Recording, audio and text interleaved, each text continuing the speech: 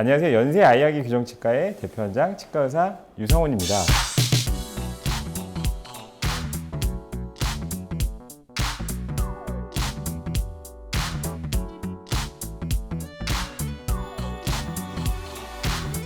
오늘은 시기를 놓치면 안 되는 아이들 성장기 교정에 대해서 설명드리도록 하겠습니다. 제가 문의를 많이 받는 것 중에 하나가 우리 아이 교정 치료 언제 해야 될까요?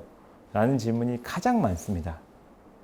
그에 대한 가장 정확한 답은 아이들마다 다르다는 것입니다.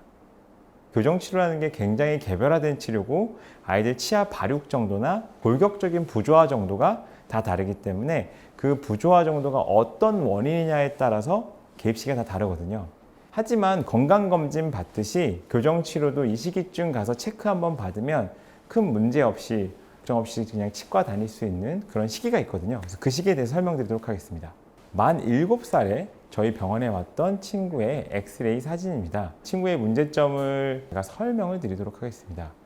아이의 치아 상태를 제가 본으로 떠놓은 건데요. 동그라미 친 부분을 보면 좌우의 치아 발육 정도가 다릅니다. 이 치아는 첫 번째 큰 어금니로 빠른 친구들은 만 6세부터 좀 늦은 친구는 만 7세 정도 사이에 맹출하거든요. 여기서 문제인 건 좌우의 차이가 있다는 겁니다. 한쪽 치아는 났는데 반대쪽 치아가 안 나왔다. 6개월 이상 차이가 난다면 부모님께서 치과에 한번 데려가실 필요가 있습니다. 엑스레이상에서 보면 이 동그라미 친 부분이 그 첫 번째 큰 어금니가 유치에 걸려 있는 상태입니다. 유치에 이렇게 걸려 있게 되면 이 치아가 못 나올 뿐더러 그 유치의 뿌리를 흡수하죠.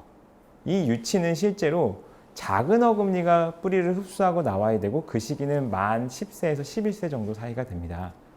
그런데 이 상태를 그대로 방치하면 첫 번째 큰 어금니라고 하는 영구치도 못 나오고 그리고 그게 지속되면 유치가 먼저 빠지기도 합니다. 만약에 이 친구가 만 7살에 이 치아가 빠졌다. 그러면 유치의 기능 중에 하나가 치아가 나올 자리를 잡아주는 건데 자리가 없다 보니까 뒤에 있는 영구치가 앞으로 슬금슬금 밀려 나오기 시작하죠. 그래서 제가 이렇게 쳐놓은 줄을 보시면 좌우의 치아가 전후방적으로 차이가 크게 됩니다. 그 차이가 크다는 것은 영구치가 날 자리가 한쪽이 많이 부족해졌다는 거예요.